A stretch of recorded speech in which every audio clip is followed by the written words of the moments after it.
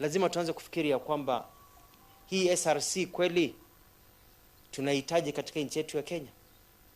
Ikiwa wakati kama huu wa afya, reaction yao, hata hawakunipigia simu, hata hawakuniandikia barua kuniuliza how are you doing it or why are you doing it, wanipatie advice, yao ni kuishu barua ya kujaribu kunishtua na kushtua wengine. Kweli hawa watu kweli, do we really need such a commission in Kenya? Ama ni watu wanaongezwa tu mshahara, wanaongeza tu ile pesa inalipa watu, badala hizo pesa zitolewe zilipe madaktari wetu na nurses wetu? Do we really need the SRC commission?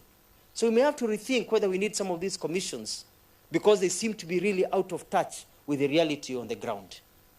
Because what our people need are services, not lectures.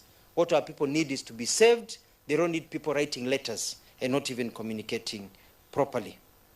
And so, basi nasema kwamba mimi, kaunti yetu ya Machakos itaendelea kuwapa allowances tulizotangaza wahudumu wetu wa afya, na hata tutasimamishwa na mtu, kwa sababu hiyo ni haki yetu. Tunafanya kisheria na hatuna uoga ya mtu yoyote, na tutafanya jambo ambalo linafaa wakati wa kupigana na coronavirus. Wenye wivu wajinyonge. Mola wabariki.